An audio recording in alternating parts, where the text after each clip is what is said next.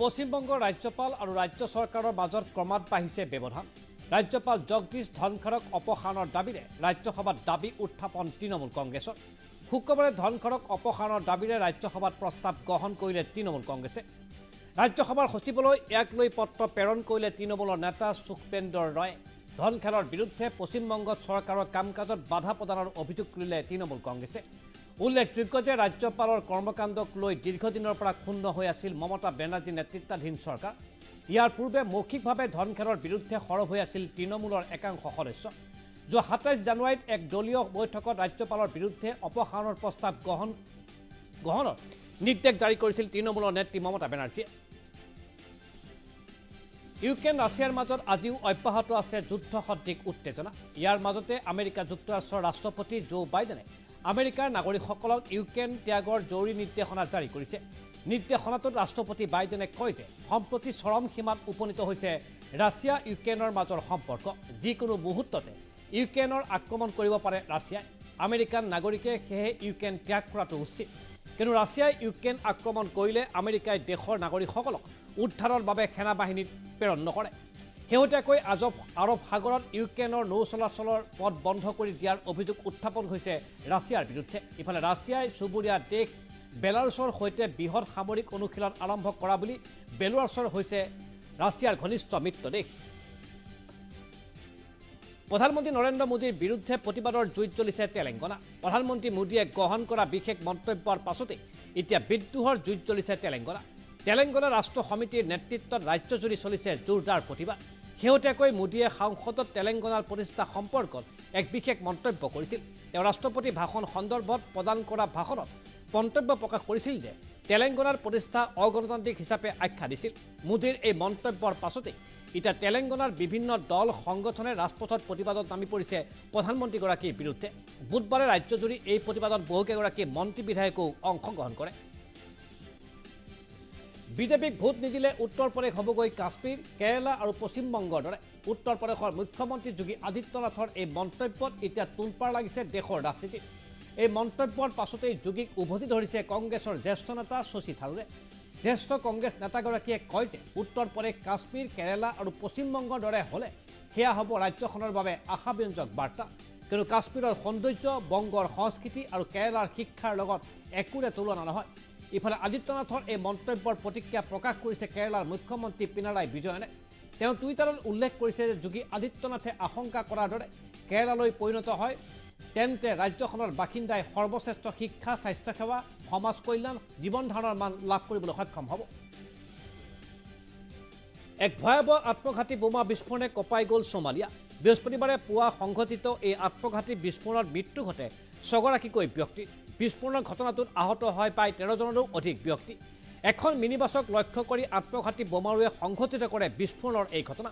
All কায়দাৰে সম্পৰ্ক থকা আল শাবাবা নামৰ উগ্ৰপন্থী সংগঠনটোৱে স্বীকাৰ কৰিছে এই বিস্ফোৰণৰ দায়িত্ব। উল্লেখযোগ্য যে দেশখনত অনুষ্ঠিত হ'বলগীয়া সংসদীয় নিৰ্বাচনৰ প্ৰাক্ষণত সম্প্ৰতি বিদ্ৰোহী গোটৰ লক্ষ্য হৈ পৰিছে দেশখনৰ শাসকীয় দল। আগন্তুক সময়তো দেশত এনেধৰণৰ ভয়ংকৰ কূটাঘাতৰ আশংকা প্ৰকাশ কৰিছে দেশখনৰ চোৰাংচোৱা বিভাগে। ভাল কামৰ স্বীকৃতিস্বৰূপে এগৰাকী মালিকৰ কৰ্মচাৰীলৈ মাৰ্চিডিজ উপহাৰ। সম্প্ৰতি ইণ্টাৰনেটত ভাইৰেল হৈ পৰিছে এই ঘটনা। মালিকৰ কৰ্মচাৰীৰ প্ৰতি দেখুওৱা এই কৃতজ্ঞতা প্ৰদৰ্শনৰ এই বিশেষ ঘটনাটো সংঘটিত হৈছে কেৰালাত। AK সাজি নামৰ ব্যৱসায়ীজনৰ কোম্পানীৰ ২২ বছৰ ধৰি চিফ ডেভেলপমেণ্ট অফিচাৰ হিচাপে কৰ্মৰত আছিল CR নামৰ কৰ্মচাৰীগৰাকী।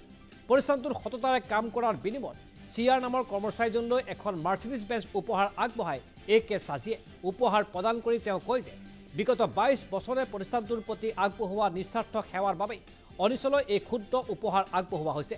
অনাগত সময়ত সুচাৰুৰূপে দায়িত্ব পালন কৰা আন কৰ্মচাৰীসকললৈও এই সন্মান আগবঢ়াব বুলি মন্তব্য প্ৰকাশ কৰিছে।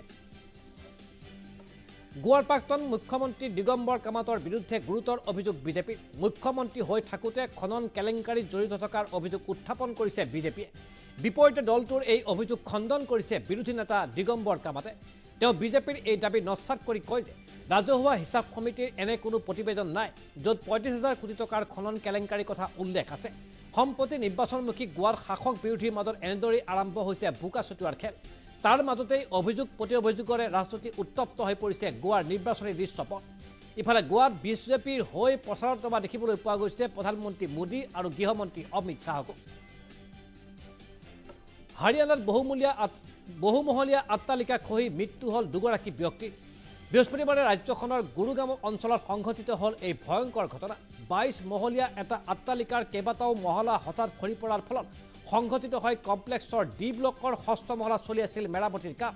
মেৰামতিৰ সময়তে ফ্লেটটোৰ ছাদৰ এটা অংশ খহি পৰে। ইয়াৰ পাছতেই তলৰ মহলাৰো বহুকেইটা অংশ ধ্বংসস্তূপত পৰিণত হয়, যাৰ ফলত ধ্বংসস্তূপত অট্টালিকাটোৰ বহু আৱাসী আবদ্ধ হৈ পৰে। ঘটনাস্থলীত দুৰ্যোগ ব্যৱস্থাপনা বিভাগৰ লোক উপস্থিত হৈ উদ্ধাৰ অভিযান আৰম্ভ কৰিছে। উল্লেখযোগ্য যে অট্টালিকাটোত বহুদিন ধৰি চলি আছিল মেৰামতিৰ কাম। ঘটনাস্থলীত স্থানীয় আৰক্ষী উপস্থিত হৈ বুজ লৈছে সমগ্ৰ ঘটনা। শীঘ্ৰেই ৰূপালী পৰ্দাত মুক্তি লাভ কৰিব জনপ্ৰিয় টিভি শ্ব' শক্তিমান। বৃহস্পতিবাৰে এই কথা প্ৰকাশ কৰিলে ছনী এণ্টাৰটেইনমেণ্টে। মুঠ 3টা অংশত নিৰ্মাণ হ'ব শক্তিমান। উল্লেখযোগ্য যে 90 দশকৰ এই চিৰিয়েলখন আজিও বহুতৰে প্ৰিয়। 1997 চনৰ পৰা 2000 চনলৈকে ছনীৰ জৰিয়তে সম্প্ৰচাৰিত এই বিশেষ চিৰিয়েলখনে দৰ্শকৰ বিপুল সমাদৰ লাভ কৰিবলৈ সক্ষম হৈছিল। মুকেশ খান্নাই মুখ্য চৰিত্ৰত অভিনয় কৰা চিৰিয়েলখনৰ শক্তিমান, গংগাধৰ আদি কালজয়ী চৰিত্ৰই এতিয়াও পুনৰ আকৰ্ষিত কৰে শতসহস্ৰ দৰ্শকক। ৱেব জগতত প্ৰৱেশ ঘটিল বলিউডৰ জনপ্ৰিয় অভিনেত্ৰী মাধুৰী দীক্ষিতৰ। নেটফ্লিক্সৰ এটা ৱেব ছিৰিজত এইবাৰ দেখিবলৈ পোৱা যাব মাধুৰীক। ইতিমধ্যে মুক্তি লাভ কৰিছে দ্য ফেম গেম নামৰ এই বিশেষ ৱেব ছিৰিজটো। বিশেষ ছিৰিজটোৰ জৰিয়তে গ্লেমাৰ জগতৰ আঁৰৰ বহু অকথিত কাহিনীক সাৱলীল ৰূপত উপস্থাপন কৰা হৈছে। ছিৰিজটোত মাধুৰীৰ স্বামীৰ চৰিত্ৰত অভিনয় কৰিছে সঞ্জয় কাপুৰে। ইয়াৰ বাহিৰেও ছবিখনত অভিনয় কৰিছে মানৱ কৌল, সুহানিনী মুলে, মুস্কাল জাফেৰী, লক্ষ্যবীৰ চৰণ আদিয়ে। শেহতীয়াকৈ বলিউডৰ বহু তাৰকা শিল্পীৰ আত্মপ্ৰকাশ ঘটিছে ৱেব জগতত। ৱেব জগতৰ নৱতন সংযোজন হিচাপে মাধুৰীৰ এই আত্মপ্ৰকাশে এতিয়া আনন্দিত কৰি তুলিছে অভিনেত্ৰীগৰাকীৰ অনুৰাগীক।